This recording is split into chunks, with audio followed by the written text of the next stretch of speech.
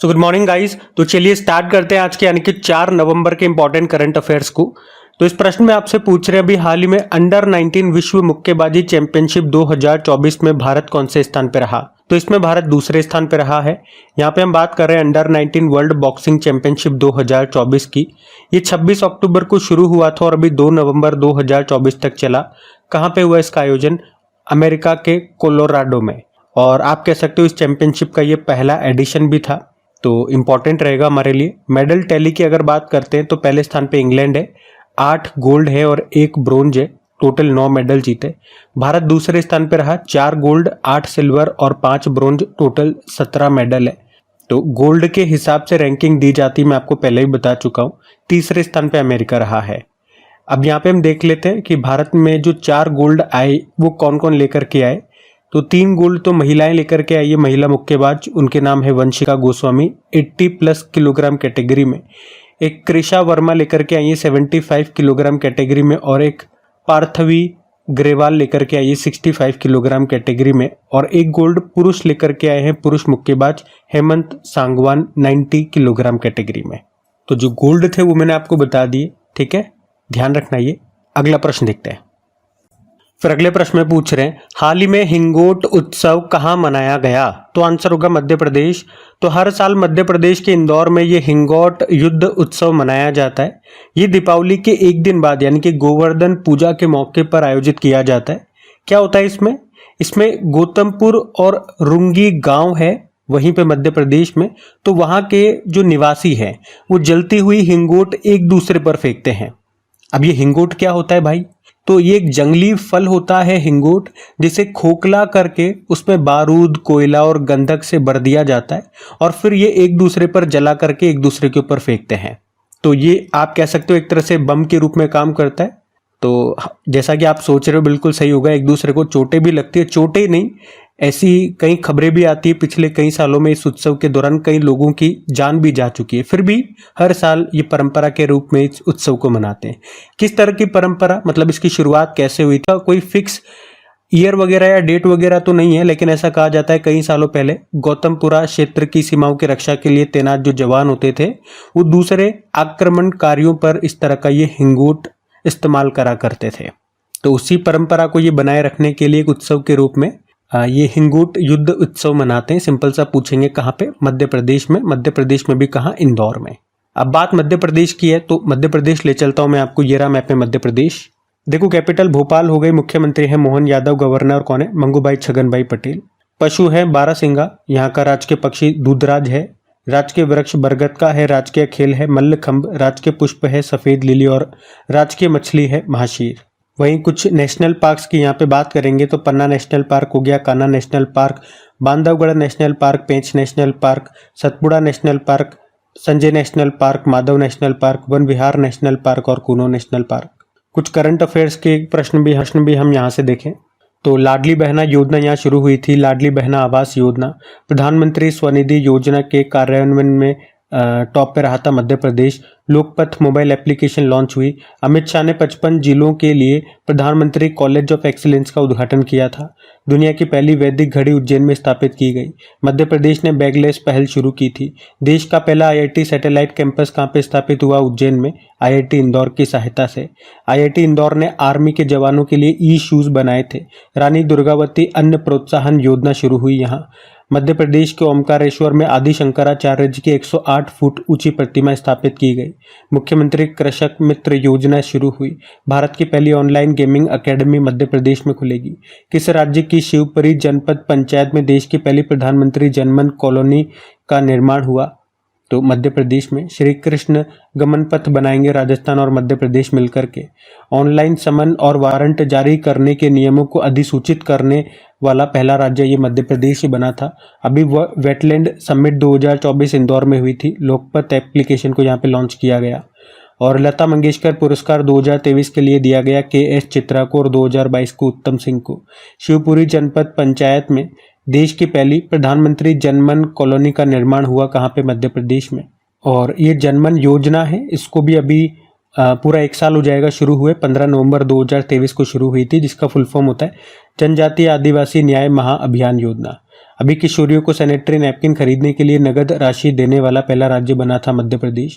Manu Bhaker shooting range का उद्घाटन किया गया था ग्वालियर में।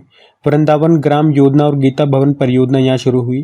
देश का पहला दिव्यांग पार्क ये स्थापित किया गया मध्य प्रदेश के होशंगाबाद में।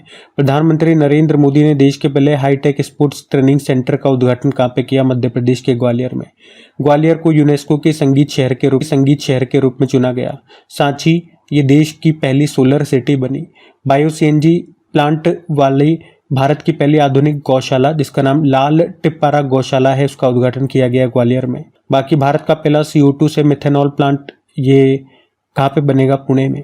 मध्य प्रदेश सरकार के द्वारा किसे किशोर कुमार सम्मान 2023 से सम्मानित किया गया? राजकुमार हिरानी को। मिस इंडिया 2024 का खिताब जीता अभी निकिता पोरवाल ने, ये उज्जैन से हैं। और सैन्य खुफिया शहीदों को समर्पित देश के पहले सतर्क पार्क का उद्घाटन कहाँ पे किया गया था? तो ये पुणे महाराष्ट्र में। ये महाराष्ट्र का है, ये गलती से मध्य प्रदेश वाली लिस्ट में ऐड हो गया। तो मध्य प्रदेश से ये 2024 के जितने भी इंपॉर्टेंट करंट अफेयर्स थे मैंने सारे आपको यहाँ पे रिवाइज करवाए, तो इनको ध्यान में रखना। अगला प्रश्न, फिर अगले प्रश्न में पूछ रहे हैं कि अभी हाल ही में टाइफून कोंग रे ने किस देश में तबाही मचाई? तो आंसर होगा ताइवान। तो कोंग रे टाइफून अभी ताइवान से ये टकराया, ताइवान में भारी तबाही इसने मचाई है। आप कह सकते हो 1996 के बाद से द्वीप पर आया ये सबसे बड़ा और सबसे खतरनाक तूफान रहा। 200 किलोमीटर प्रति घंटे की रफ्तार से यहाँ पे हवाएं चली, बहुत नुकसान किया। तो ये याद रखना, क्या है तूफान का नाम या टाइफून जिसे कहते हैं? कोंग रे। कहाँ पे आया? ताइवान में। अभी वियतनाम में भी ट्रॉमी नाम का तूफान आया था, ये भी ध्यान में रखना। देखो मैप में मैं आपको लोकेशन दिखाता हूँ ताइवान की, ये रहा मैप में ताइवान। कैपिटल ताइपे सिटी होती है, करेंसी है न्यू ताइवान डॉलर। प्रेसिडेंट कौन है? लाई चिंगते। अभी जैसे 2024 में जो तूफान न्यूज़ में रहे थे हमने पढ़े, वो मैं आपको रिवाइज कर रहा हूँ। तो एक शानशान चक्रवात आया था जापान में, एम्पिल भी आया था जापान में। 2024 का पहला चक्रवात आया था अल्वारो, मेडागास्कर से टकराया था। रेमल ये बंगाल की खाड़ी में आया था, ओमान ने नाम रखा था इसका रेमल, इसका मतलब होता है रेत। असना तूफान ये अरब सागर में आया था, इसका नाम पाकिस्तान ने रखा था, जिसका मतलब होता है स्वीकार करना या प्रशंसा करने योग्य। सुपर साइक्लोन यागी और ये चाइना वियतनाम से टकराया था और भारत ने इसके लिए मतलब प्रभावित देशों की मदद के लिए एक ऑपरेशन चलाया था। कौन सा? ऑपरेशन सद्भाव, याद रखना। हेलेन और मिल्टन नाम का जो चक्रवात है, तूफान है, हेरिकेन बोलते हैं वैसे अमेरिका में चक्रवात को, अमेरिका में आया था। और दाना साइक्लोन अभी बंगाल की खाड़ी में आया था, इसका नाम दाना कतर ने रखा था। तो ये ध्यान रखना। अगला प्रश्न देखते हैं। फिर अगले में पूछ रहे हैं कि अभी हाल ही में शुरुबा ला महोत्सव ये कहाँ पे मनाया गया? तो आंसर होगा लद्दाख में। तो लद्दाख में भी कहाँ? कारगिल में। लद्दाख के कारगिल में ये शुरुबा ला महोत्सव मनाया गया है, जो कि एक तरह का फसल महोत्सव है, इतना आप ध्यान रखो। शुरुबा ला महोत्सव कहाँ पे? लद्दाख में। अभी लद्दाख में और कौन कौन से उत्सव महोत्सव मनाए जाते हैं मैं आपको बताऊंगा। चलो मैं आपको लद्दाख ही ले चलता हूँ, सब कुछ वहाँ पे आपको बताता हूँ। तो ये लद्दाख है, कैपिटल लेह होती है और कारगिल भी होती है, और इसके लेफ्टिनेंट गवर्नर BD मिश्रा हैं। अभी कुछ प्रोडक्ट्स हैं यहाँ के जिनको GI टैग मिला था। पश्मीना ऊन हो गया, जैसे कि सीबक थॉर्न हो गया, रक्त से खुबानी, ये एक तरह के फ्रूट है यहाँ पे। लद्दाख की लकड़ी शिल्प, इनको GI टैग मिल चुका है। फेस्टिवल कौन कौन से और मनाए जाते हैं यहाँ पे?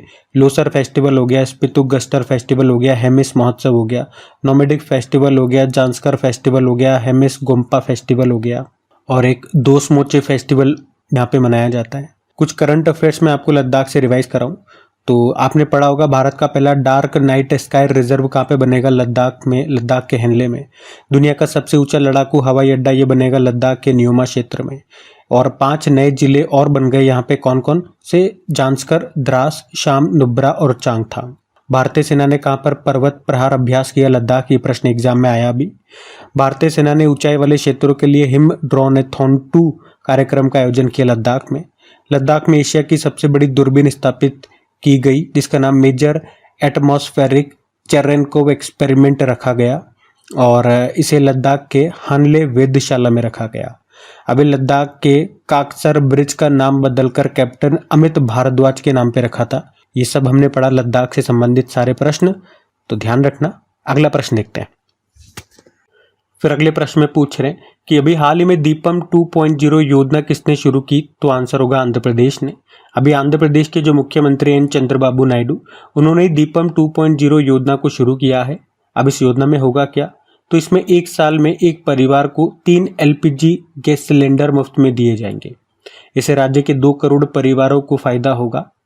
और अभी इस योजना को आंध्र प्रदेश के श्रीकाकुलम जिले से शुरू किया गया है। अच्छा, यहाँ पे कुछ इंपॉर्टेंट योजनाएं मैं आपको रिवाइज कर रहा हूँ 2024 में जो हमने पढ़ी है। जैसे कि मुख्यमंत्री युवा उद्यम विकास योजना ये उत्तर प्रदेश में शुरू हुई। हर घर हर गृहिणी योजना हरियाणा में। दीनदयाल स्पर्श योजना डाक विभाग ने शुरू की। सुभद्रा योजना उड़ीसा ने। मुख्यमंत्री बाल पौष्टिक आहार योजना और मुख्यमंत्री सुख आश्रय योजना हिमाचल प्रदेश ने। और मुख्यमंत्री सुख शिक्षा योजना भी हिमाचल प्रदेश ने। मुख्यमंत्री निजुत मोइना असोनी योजना असम ने। उपवन योजना और हेरिटेज ट्री अडॉप्शन योजना उत्तर प्रदेश ने। श्रमिक बसेरा योजना गुजरात ने और राजीव गांधी सिविल्स अभ्यस्तम योजना तेलंगाना ने शुरू की थी। तो ध्यान रखना ये सब। अगला प्रश्न देखते हैं। फिर आपसे पूछे, अभी हाल ही में भारतीय तटरक्षक बल के लिए 2 स्वदेशी तेज गश्ती पोत जिनके नाम है अदम्या और अक्षर, इनका अनावरण कहाँ हुआ है? तो आंसर हो जाएगा गोवा में। तो अदम्या और अक्षर, पहले तो बताओ अगर पूछे ये है क्या, तो ये स्वदेशी तेज गश्ती पोत हैं। मतलब पेट्रोलिंग करने के लिए ये जहाज काम में लिए जाएंगे। तो गश्ती पोत है, ये स्वदेशी है। किसने लॉन्च किया है या किसके लिए बनाए गए हैं? भारतीय तटरक्षक बल के लिए, इंडियन कोस्ट गार्ड फोर्स। और इनका निर्माण किसने किया, बनाया किसने? तो गोवा शिपयार्ड लिमिटेड ने बनाया है। और कहां से लॉन्च किया होगा? गोवा से ही इनको लॉन्च किया गया। तो नाम याद रखना, अदम्या और अक्षर। क्या है ये? 2 स्वदेशी तेज गश्ती पोत हैं जो कि भारतीय तटरक्षक बल के लिए बनाए गए हैं। गोवा शिपयार्ड लिमिटेड ने बनाया है और गोवा से इसको लॉन्च किया है। देखो, भारतीय तटरक्षक बल की बात करें तो स्थापना होती है 1 फरवरी 1977। स्थापना किस समिति की सिफारिश पे होती है? भारतीय तटरक्षक बल की, इंडियन कोस्ट गार्ड फोर्स की। तो रुस्तम जी समिति। इसका उद्देश्य क्या था, मतलब स्थापित करने का उद्देश्य क्या था? समुद्र में तस्करी और अवैध गतिविधियों से निपटना और भारत के समुद्री संसाधनों की रक्षा के उपाय सुझाना। वैसे भारतीय तटरक्षक बल का जो पहला जहाज था उसका नाम था ICGS कुठार। ICGS मतलब होता है इंडियन कोस्ट गार्ड शिप। जैसे नौसेना के लिए हम पढ़ते हैं ना INS, तो INS मतलब इंडियन नेवल शिप। और यहाँ के पहले महानिदेशक थे कौन? VA कामत। अभी नए बन गए 26वें नंबर के परमेश शिवमणि इनका नाम है। इसका मुख्यालय आपको मिलेगा नई दिल्ली में। आदर्श वाक्य होता है वयम रक्षाम। और आपको याद हो तो समुद्र प्रताप के बारे में आपने पढ़ा होगा। भारत का पहला प्रदूषण नियंत्रण पोत है ये। इसको भी गोवा शिपयार्ड लिमिटेड ने बनाया था भारतीय तटरक्षक बल के लिए। तो ये भी ध्यान में रखना। अगला प्रश्न देखते हैं। फिर अगले प्रश्न में पूछ रहे हैं कि अभी हाल ही में यूविन पोर्टल को लॉन्च किया गया, इसका संबंध किससे है? तो आंसर होगा टीकाकरण, वैक्सीनेशन। तो यूविन एप्लीकेशन और पोर्टल के बारे में तो मैं आपको पहले भी बता चुका हूं। और जब मैंने आपको इसके बारे में बताया था तब मैंने आपको बताया कि इसे अभी पायलट प्रोजेक्ट के तौर पर यूज किया जा रहा है, पर अभी इसे पूरे देश में लॉन्च कर दिया गया। पायलट प्रोजेक्ट के तौर पे किसी भी चीज को हम तब इस्तेमाल करते हैं जब चेक किया जाता है कि भाई इसको यूज करना पूरी तरह से सही है ना, ये सही से काम कर रहा है ना, तो हम कहते हैं कि पायलट प्रोजेक्ट के तौर पर यूज किया जा रहा है। कुछ स्थानों पे इसको यूज किया जाता है और जब सब कुछ सेट हो जाता है, हाँ भाई बढ़िया है, तो पूरे देश में हर जगह इसको लॉन्च कर दिया जाता है। तो इसके साथ भी ऐसा ही हुआ है। अब फाइनली इसे पूरे देश में लॉन्च कर दिया गया। तो इस यूविन पोर्टल के जरिए जन्म से लेकर 17 साल तक के बच्चों के वैक्सीनेशन का परमानेंट डिजिटल रिकॉर्ड आप मेंटेन कर पाओगे। बच्चे और गर्भवती महिला, आप यूं कहो गर्भवती महिला और बच्चों, इनके वैक्सीनेशन प्रोसेस की डिजिटल जानकारी आपको मिल जाएगी। मतलब आपको डिजिटल पूरा रिकॉर्ड मिल जाएगा कि कौन सा टीका कब लगा था, किस उम्र में लगा था, कौन सा टीका लगा था, पूरा डिजिटली रिकॉर्ड होगा। ठीक है, ये है यूविन पोर्टल। आपको याद आएगा मिशन इंद्रधनुष, जिसका संबंध भी टीकाकरण से है। टीकाकरण को बढ़ावा देने के लिए इसको शुरू कब किया गया था? चलो ये मेरा प्रश्न आपसे रहेगा, इसे कब शुरू किया गया था? तारीख में बता देता हूं, 25 दिसंबर की वो तारीख थी जिस दिन गुड गवर्नेंस डे के रूप में मनाते हैं हम। सन बताइए कब शुरू किया गया था? वैसे राष्ट्रीय टीकाकरण दिवस, नेशनल वैक्सीनेशन डे 16 मार्च को होता है। अच्छा, वैक्सीनेशन से ही चलो कुछ प्रश्न मैं आपको रिवाइज कराऊं। तो एक हिलकोल वैक्सीन हमने पढ़ी थी, हैजा के लिए, कॉलेरा के लिए आई थी, भारत बायोटेक ने बनाई है। सर्वावेक वैक्सीन ये सर्वाइकल कैंसर के लिए आई थी, जो कि ह्यूमन पेपिलोमा वायरस के कारण होता है, इसे serum institute of India Pune ने बनाया है। और मलेरिया की 2 वैक्सीनों को WHO ने मंजूरी दे दी है। पहली मॉस्क्यूरिक्स आई थी और दूसरी थी ये R21 मैट्रिक्स M। और हेविश्योर वैक्सीन हेपेटाइटिस ए के लिए आई थी। दुनिया का पहला टीका ये चेचक के लिए तैयार किया था किसने? एडवर्ड जेनर ने। रेबीज का टीका लुई पास्चर ने खोजा था। और भारत के पहले स्वदेशी जन औषधि केंद्र, भारत के बाहर जो पहला जन औषधि केंद्र है वो कहाँ पे खोला गया? मॉरिशस में, याद रखना। अभी WHO से मंजूरी मिल गई है जाइवेक TCV नाम के वैक्सीन को। TCV मतलब होता है टाइफाइड कंजुगेट वैक्सीन। इसको तैयार किसने किया? जाइडस लाइफ साइंस लिमिटेड, ये अहमदाबाद गुजरात की कंपनी है। ये जो वैक्सीन है ये टाइफाइड के लिए है। टाइफाइड ये बैक्टीरिया से होने वाला रोग है। कौन सा बैक्टीरिया? साल्मोनेला टाइफी, जो कि दूषित पानी और दूषित खाने से होता है। हमारे किस अंग को प्रभावित करता है ये पूछो, मतलब कौन? टाइफाइड की बात कर रहे हैं तो हमारी आंतों को। और इसके लिए एक विडॉल टेस्ट भी होता है, ये भी ध्यान रखना, ठीक है। बहुत सारी इंपॉर्टेंट जानकारियां दे दी इस शीट में मैंने आपको। अच्छा, आप में से अगर कोई स्टूडेंट पहली बार क्रैक एग्जाम चैनल पे करंट अफेयर्स पढ़ रहे हैं तो सबसे पहले तो मैं आपको ये बता दूं कि ये जो भी प्रश्न हम पढ़ रहे हैं उनका PDF आपको डेली मिलता है। और जो एक्स्ट्रा में मैं आपको ये रिवीजन वाली शीट्स दे रहा हूँ, जो भी एक्स्ट्रा पॉइंट्स बता रहा हूँ, ये सब आपको PDF में मिल जाएंगे बिल्कुल फ्री में। और PDF ही नहीं, इसकी क्विज भी मैं आपको बना करके देता हूँ। टेस्ट आपको डेली मिलता है ताकि आप वीडियो पढ़ने के बाद जा करके प्रैक्टिस कर सकें और टेस्ट लगाएं आराम से अपने सभी दोस्तों के साथ में। जितने भी स्टूडेंट्स देखते हैं तो उनके साथ में आप देखें आपका क्या स्कोर रहता है, क्या रैंकिंग आपकी रहती है, कितने टाइम पे आप कितने प्रश्न सही करते हो, तो पूरा एनालिसिस आपको मिलेगा। और मैं हमेशा कहता हूँ, जैसे आज आपने ये क्वेश्चन पढ़ लिए तो आज के दिन का तो आप टेस्ट लगाओगे ही सही, और वो लगाना बड़ा आसान रहेगा आपके लिए, क्योंकि अभी अभी आप क्वेश्चन आंसर पढ़ के गए हो तो फटाफट से आप सारे आंसर सही कर दोगे। लेकिन आपको इसके साथ क्या करना है, पीछे का कोई भी एक डे उठा लीजिए, 10 दिन पहले का, 5 दिन पहले का, 15 दिन पहले का, कोई भी, और उसका भी टेस्ट लगाइए। तो आपको पता लगेगा कि जिस तरह से आज के प्रश्न आपने फटाफट कर लिए ना, वो वाले प्रश्न आप फटाफट नहीं कर पाओगे, क्योंकि अब उसे बहुत दिन हो गए तो एकदम से वो याद नहीं आएंगे। तो पहले आपको क्वेश्चन रीड करना पड़ेगा, फिर आपको देखना पड़ेगा कि कौन सा आंसर था, ठीक है। और वही असली टेस्ट है आपका, जब आप दिमाग पे जोर डालोगे।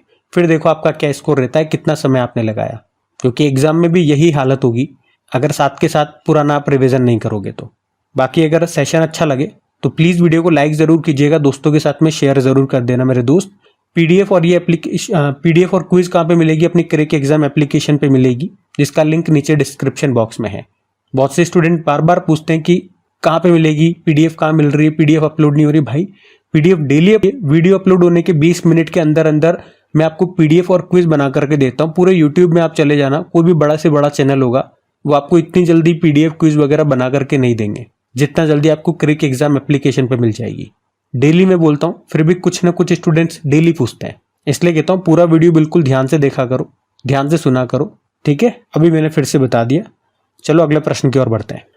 फिर आपसे अगले प्रश्न में पूछ रहे हैं कि अभी इतिहास में सबसे कम उम्र के शतरंज खिलाड़ी कौन बन गए? तो आंसर होगा अनीश सरकार। तो कोलकाता के 3 साल और 8 महीने के हैं ये बालक अनीश सरकार, और अभी सबसे कम उम्र में फेडरेटेड शतरंज खिलाड़ी बनकर के इन्होंने इतिहास रच दिया है। और आप कह सकते हो कि अभी तक ये जो खिताब है सबसे कम उम्र के शतरंज खिलाड़ी का, ये 5 साल के तेजस तिवारी के नाम था, लेकिन अब सबसे कम उम्र के शतरंज खिलाड़ी बन गए हैं अनीश सरकार, इनका नाम है। 3 साल 8 महीने के हैं ये। अच्छा, कार्टर डलास का नाम आपने सुना होगा। 2 साल के कार्टर डलास ये सबसे कम उम्र में माउंट एवरेस्ट के बेस कैंप पर पहुंचने वाले बच्चे बने थे। प्रियंका जर्की हुली का नाम आपने सुना होगा। अभी 2024 में जो लोकसभा इलेक्शन हुए थे उस समय ये चुनाव जीतने वाली सबसे कम उम्र की सांसद बनी थी। कर्नाटक के चिक्कोडी से जीती थी ये, कांग्रेस से हैं। देखो, चेस की बात हुई है तो आप जानते हो हमारे पहले ग्रैंड मास्टर कौन है? विश्वनाथन आनंद है, जिन्हें लाइटनिंग किड ऑफ इंडिया के नाम से भी जानते हैं। इनकी ऑटोबायोग्राफी का नाम है माइंड मास्टर, और ये पहले खिलाड़ी हैं जिन्हें पहली बार राजीव गांधी खेल रत्न पुरस्कार मिला था। पहला राजीव गांधी खेल रत्न पुरस्कार आप कह सकते हो 1991-92 में। अभी 2023 का तो ये राजीव गांधी खेल रत्न पुरस्कार किसे मिला? बैडमिंटन प्लेयर हैं चिराग शेट्टी और सात्विक साईराज रंकी रेड्डी को। और सबसे युवा हमारे जो ग्रैंड मास्टर हैं डी गुकेश हैं, पहली महिला ग्रैंड मास्टर एस विजयलक्ष्मी हैं। वर्ल्ड चेस डे 20 जुलाई को होता है। भारत में पहली बार चेस एकेडमी खुलेगी उड़ीसा की कैपिटल भुवनेश्वर में। अभी 2024 में जो 45वां चेस ओलंपियाड हुआ था हंगरी के बुडापेस्ट में, उसमें पुरुषों में विजेता रहा था भारत, हराया था स्लोवेनिया को, और महिलाओं में भारत विजेता रहा था, हराया था अजरबैजान को। अब अगला वाला 2026 में जो 46 नंबर की फिडे चेस ओलंपियाड है वो ताशकंद उज्बेकिस्तान में होगा। और ये भी ध्यान रखना कि शतरंज खेल में 2800 एलो रेटिंग का आंकड़ा पार करने वाले भारत के दूसरे ग्रैंड मास्टर बन गए थे कौन, अर्जुन एरिगेसी। और पूरे वर्ल्ड में चेस को रेगुलेट करने वाली बॉडी है फिडे, जिसकी स्थापना होती है 20 जुलाई 1924 में, हेडक्वार्टर लुज़ेन स्विट्जरलैंड में। प्रेसिडेंट है आर्केडी डोरकोविच और वाइस प्रेसिडेंट है विश्वनाथन आनंद। ध्यान रखना ये सब। अगला प्रश्न देखते हैं। फिर अगले प्रश्न में पूछ रहे हैं अभी हाल ही में MCX का नया MD/CEO किसे नियुक्त किया गया? तो आंसर होगा प्रवीणा रॉय को।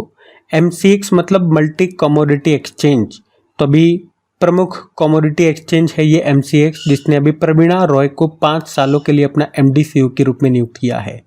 वे PS रेड्डी का स्थान लेंगी। MCX की स्थापना 2003 में हुई थी, मुख्यालय आपको मिलेगा मुंबई में। बाकी कुछ और अपॉइंटमेंट्स मैं आपको यहाँ से रिवाइज कराऊंगा। तो पहले तो ऑप्शन में देख लो आप, राजेश कुमार सिंह अभी रक्षा सचिव डिफेंस सेक्रेटरी बने, Vipin Kumar airport authority of India के अध्यक्ष बने थे, और संजीव खन्ना 51वें चीफ जस्टिस ऑफ इंडिया बने हैं ये। बाकी और भी आपको रिवाइज कराऊं तो सतीश कुमार अभी रेलवे बोर्ड के नए चेयरमैन और CEO बने थे, B Srinivasan national security guard के नए director general, Rajvinder Singh Bhatti CISF के director general, Daljit Singh Chaudhary BSF के डायरेक्टर जनरल, सिंधु गंगाधरन नेस्कॉम के चेयरपर्सन बने, राजेश नाम्बियार नेस्कॉम के प्रेसिडेंट बने, जय शाह ICC के नए अध्यक्ष बने, मतलब बन जाएंगे इस साल के एंड में। उसी तरह से मोहसिन नकवी ACC के नए अध्यक्ष बन जाएंगे, ये अभी पाकिस्तान क्रिकेट बोर्ड के अध्यक्ष हैं।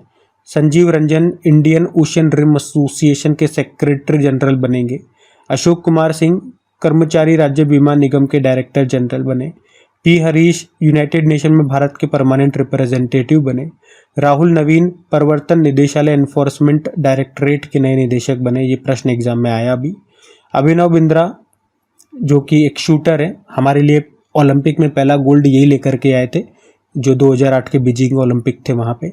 अभी अंतर्राष्ट्रीय ओलंपिक समिति के एथलीट आयोग का उपाध्यक्ष इनको बनाया गया था और ओलंपिक ऑर्डर सम्मान भी मिला था इनको। वहीं TV सोमनाथन की बात करें, कैबिनेट सचिव बने। पावेल डुरोव टेलीग्राम के फाउंडर हैं। जब टेलीग्राम न्यूज़ में था तब मैंने आपको कहा था ये प्रश्न एग्जाम में आएगा, और देखो अभी एग्जाम में आ गया ये। वहीं प्रीति सुडान UPSC की नई अध्यक्ष बन गई। तो ये सारे इंपॉर्टेंट अपॉइंटमेंट्स मैंने आपको रिवाइज कराया, अभी ध्यान में रखना। अगला प्रश्न देखते हैं। फिर आपसे पूछ रहे हाल ही में BPL ग्रुप के संस्थापक का निधन हो गया, उनका नाम बताइए। TP गोपालन। तो BPL ग्रुप के संस्थापक थे TP गोपालन नाम्बियार, और इनका भी 94 ईयर की उम्र में निधन हो गया है। देखो BPL बहुत सारी बार आपने सुना होगा, टेलीविज़न, फ्रिज वगैरह बहुत सारे प्रोडक्ट्स हैं इसके, लेकिन BPL का फुल फॉर्म क्या होता है ये कभी सोचा आपने? तो BPL का भी फुल फॉर्म होता है ब्रिटिश फिजिकल लेबोरेटरीज। इसकी शुरुआत 1963 में केरल के पलक्कड़ में हुई थी, और BPL ने सबसे पहले रक्षा बलों के लिए पैनल मीटर बनाए थे।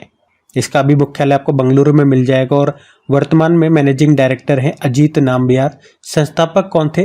TP गोपालन थे, लेकिन इनका निधन हो गया अभी, ध्यान रखना ये।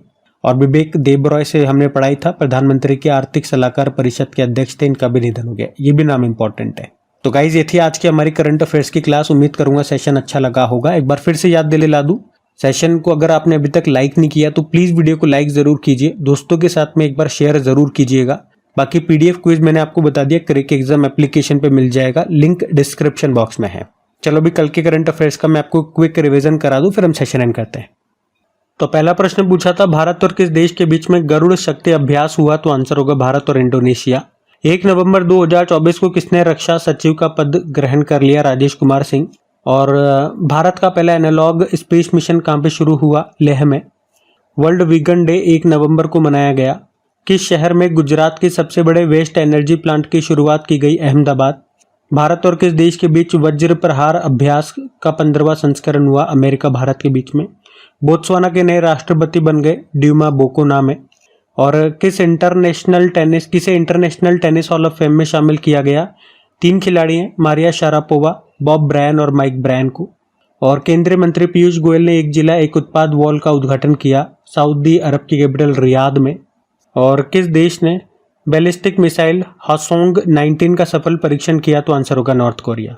चलो अभी कल का भी होमवर्क प्रश्न देखते हैं और सेशन एंड करते हैं। तो कल के होमवर्क प्रश्न में पूछा था national rifle association of India के नए अध्यक्ष कौन बन गए? तो आंसर होगा कलिकेश नारायण सिंह। आप सभी ने प्रश्न का बिल्कुल सही उत्तर दिया। अब ये रहा आज का आपका होमवर्क प्रश्न।